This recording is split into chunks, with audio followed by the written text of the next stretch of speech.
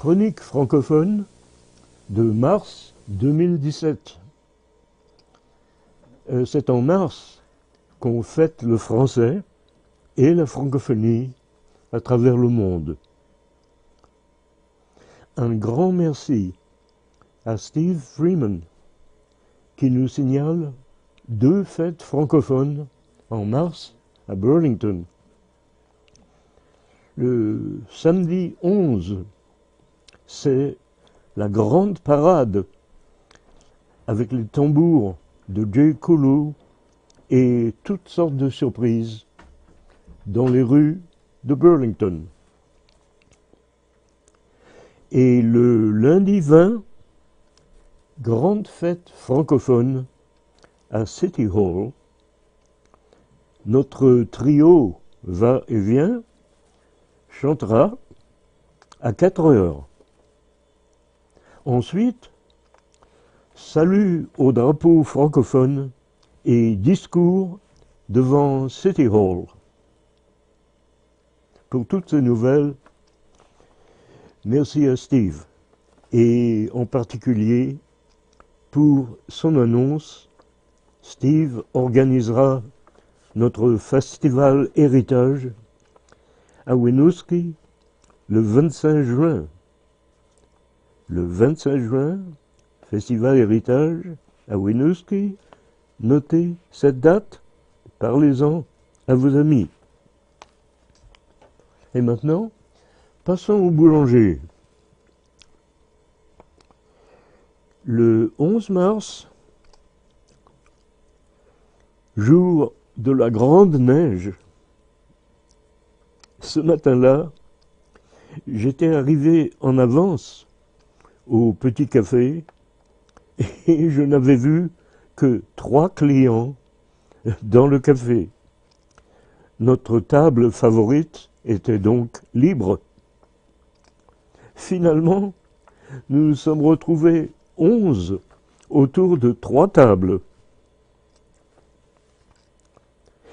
Un grand merci à Denise qui a découvert à Montpellier, ou Montpelier, Jules Guillemette, d'origine québécoise, qui vient d'ouvrir une boucherie-bar au 207 Bear Street.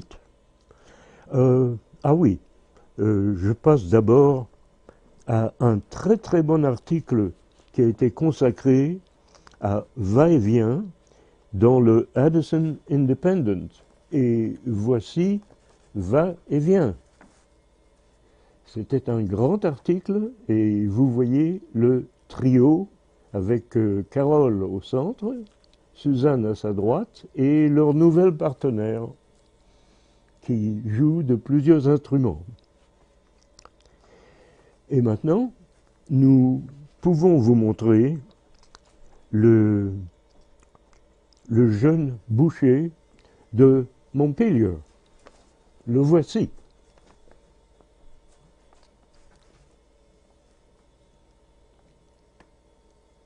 Alors, nous avons des difficultés à le trouver. Non, le voilà, le voilà, le voilà. Oui, remettez le jeune boucher. À Montpelier. Il a une boucherie-bar. Une boucherie-bar qui se situe au 207 Bear Street. Et le voici. En train de travailler. Il adore travailler à une boucherie très diversifiée. Il a déjà des fidèles et il vient de commencer à Montpelier. Amateur de cinéma international à Middlebury College. À Dana, comme toujours, 2 séances le samedi. Le 4 mars, attention, c'est très tôt, le 4 mars, film français qui montre une Parisienne et la fille de fermier. Le 11, ce sera un film japonais. Le 18, un film italien, Youth.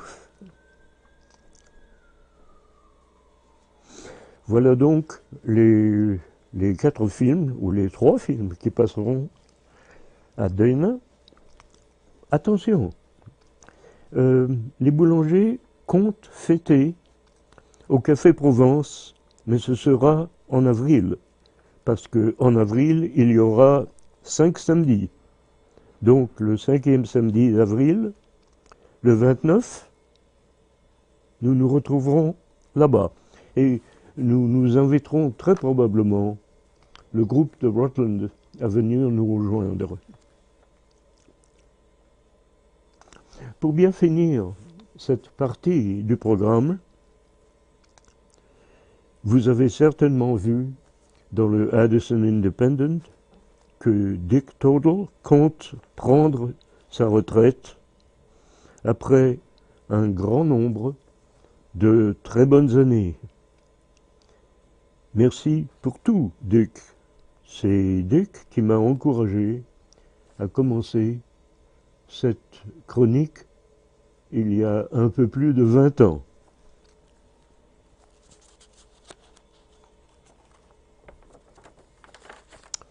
Passons au Québec. À Montréal, récemment, l'opéra Dialogue des Carmélites, avec texte de Bernanos, musique de Poulenc et la mise en scène éblouissante de Serge Denoncourt, a remporté un véritable triomphe. Cet opéra raconte, pendant la Révolution française, le sacrifice d'un groupe de religieuses qui ont choisi d'être guillotinées plutôt que d'abandonner leur foi. Un spectacle d'une grande beauté, avec des tableaux visuels d'ombre et de lumière. En voici une illustration.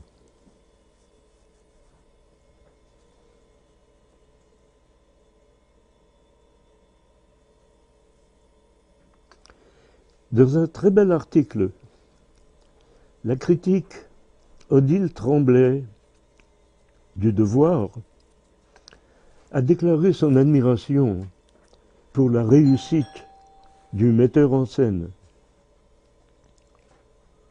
Mais elle se demandait ce que le jeune public d'aujourd'hui comprendrait à propos du sacrifice de ces religieuses. Elle note le fait que le metteur en scène Serge Denoncourt, qui n'est pas croyant, a admirablement servi cette œuvre profondément religieuse. Elle note aussi qu'un autre artiste, qui n'était pas croyant non plus, François-Xavier Beauvais, est arrivé à transmettre la foi collective au XXe siècle d'un groupe de moines en danger en Afrique. Dans son film Des hommes et des dieux. Et permettez-moi de vous recommander ce très beau film Des hommes et des dieux. Revenons au théâtre. C'est le Nouveau Monde qui nous présente maintenant une nouvelle affiche avec les commentaires du public sur l'affiche à propos de sa création de La bonne âme de Sichuan, la pièce de Brecht. Euh, Voici l'affiche avec les commentaires. Et évidemment, il ne vous est pas facile de lire les commentaires. Il y en a toute une série. Et parmi eux, je vous cite un des commentaires. Fable musicale extravagante d'une grande beauté. Voilà. Passons au théâtre Espace Libre, où, seul sur scène, l'acteur Didier Lucien, né en Haïti, immigré au Québec, joue le dictateur Duvalier dans un mélange de fiction et de réalité intitulé « Ai-je du sang de dictateur ?» Il livre une étonnante personnification de Duvalier. Il utilise des séquences filmées et d'animation. Didier campe un Duvalier à la fois doucereux et inquiétant.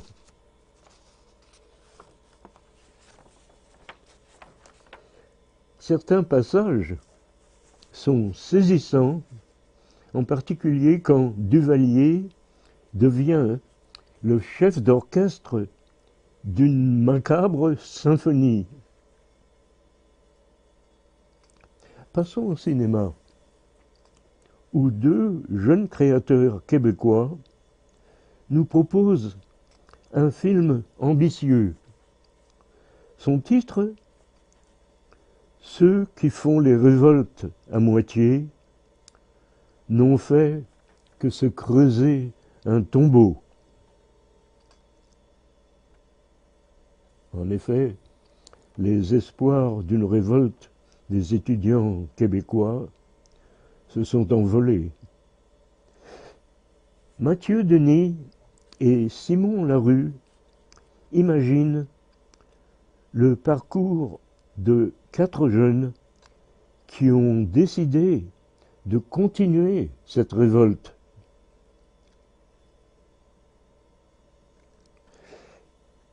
Ils écrivent dans leur chronique sociopolitique ambitieuse, ils explorent la radicalisation de leurs personnages. Ils ont d'abord écrit, ensuite monté une œuvre ambitieuse. Leur film a reçu le prix du meilleur film canadien au Festival de Toronto. Passons à l'Angleterre, où les Oscars britanniques sont décernés et le film du Québécois Villeneuve, Arrival, semblait bien placé dans plusieurs catégories, mais il n'a finalement reçu que le prix du meilleur montage sonore. Mais pour les Oscars américains, Arrival est cité dans 8 catégories.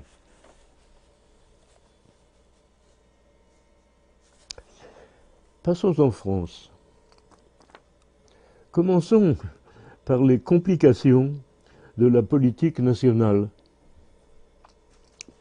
En février, je vous avais signalé que dans la compétition pour la présidence, le Front national de Marine Le Pen et le centre droite de François Fillon étaient nettement en tête. Les socialistes, avec 10% des voix, étaient très loin. Mais il y a eu des changements. François Fillon, on a découvert que François Fillon avait offert un poste avec salaire à sa femme. Or, sa femme n'avait pas travaillé. Scandale. Cependant, Fillon s'accroche et refuse de retirer sa candidature. De son côté, Marine Le Pen semble avoir légèrement adouci ses discours. Plusieurs de ses lieutenants seraient en difficulté avec la justice pour des raisons financières. Les socialistes ont élu Hamon pour les représenter. Ils cherchent, avec un temps très limité, à présenter une vision politique positive. Ils cherchent à renforcer l'Europe en particulier. Maintenant, surprise, et cette surprise pourrait venir de Macron, un économiste, un ancien banquier. Il a créé son propre parti. Et récemment, il a obtenu un gros succès à Lyon, la 3e ville de France, dans un débat avec Marine Le Pen.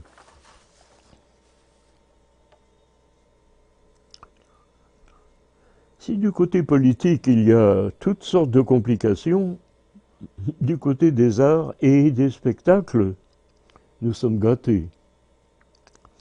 Commençons avec la Comédie Française. La troupe nationale nous réserve toutes sortes de surprises.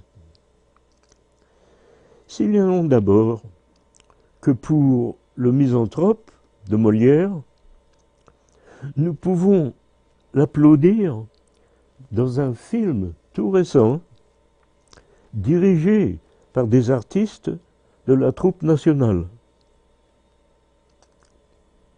Une autre surprise, une pièce de Marivaux, Le Petit Maître corrigé. Voilà le titre. L'auteur avait été obligé d'abandonner cette pièce après la 2e représentation, qui avait été un échec. Or, elle vient d'être reprise avec succès par la Comédie Française, et le commentaire récent de la critique est très très élogieux. En voici un: une comédie enchanteresse, un bonheur.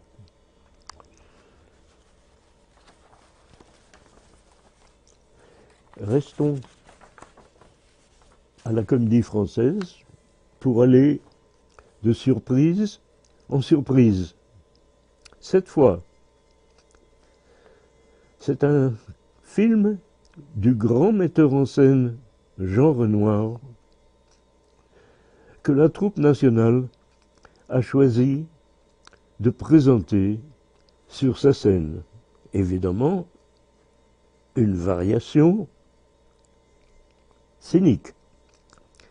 Il s'agit de La Règle du jeu, où Jean Renoir présentait, dans un château, après la Première Guerre mondiale, un groupe de bourgeois aisés qui se retrouvent pour une partie de plaisir et un grand bal masqué.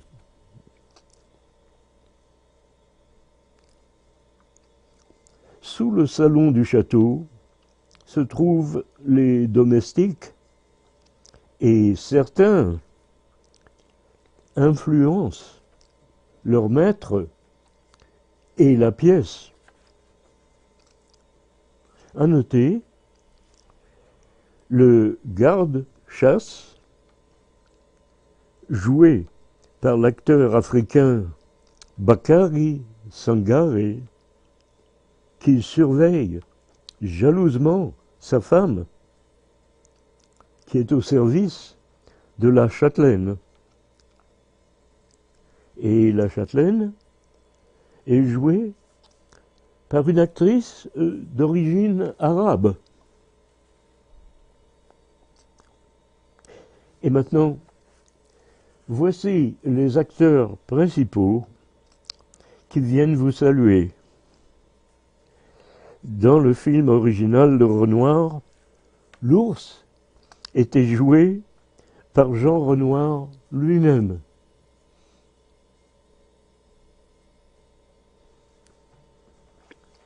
Cet automne,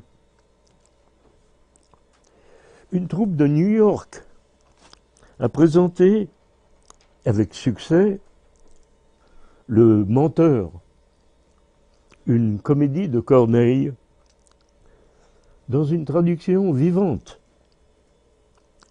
En voici une scène.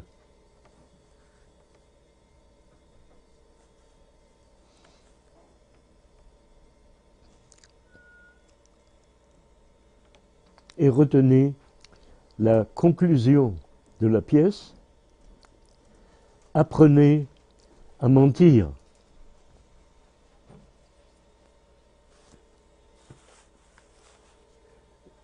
Revenons à la réalité avec le procès à Nice d'un jeune agriculteur de 37 ans qui a aidé un grand nombre de réfugiés, de migrants, à passer d'Italie en France. C'est une région où la résistance avait beaucoup travaillé et où des juifs s'étaient cachés. Eh bien, il continue, Cédric Héron continue la tradition. Il accueille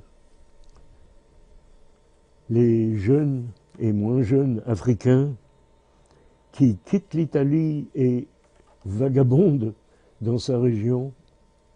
Il les emmène chez lui, il les nourrit, il les garde,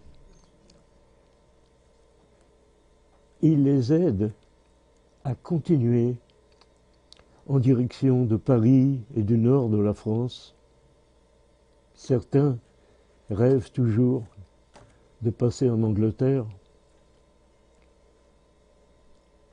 Il a été mis en procès.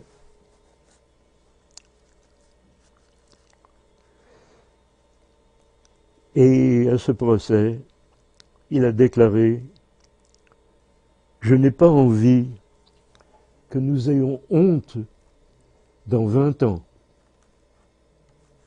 Permettez-moi de répéter. « Je n'ai pas envie que nous ayons honte dans 20 ans. »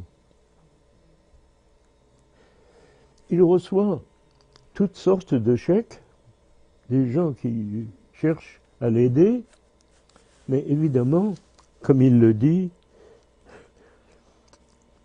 j'ai reçu plein de chèques, je ne peux pas les encaisser, sinon je serais attaquable. Et il reçoit un grand nombre de réfugiés. Et il va passer en justice à Nice, de nouveau, et cette fois, les juges lui diront « Ah, mais nous avons été généreux la première fois, mais... etc. etc. » Le voici.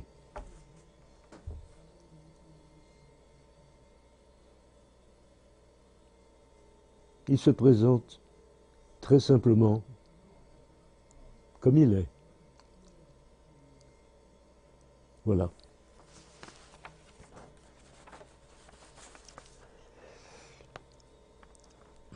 Au Festival international de Berlin, le film d'ouverture, c'était Django, consacré au célèbre guitariste tzigane. Et ça se passe pendant l'occupation allemande à Paris. Et le tzigane Django a été obligé de fuir en 1943 et il composera bien plus tard un requiem en mémoire des tziganes morts dans les camps de concentration.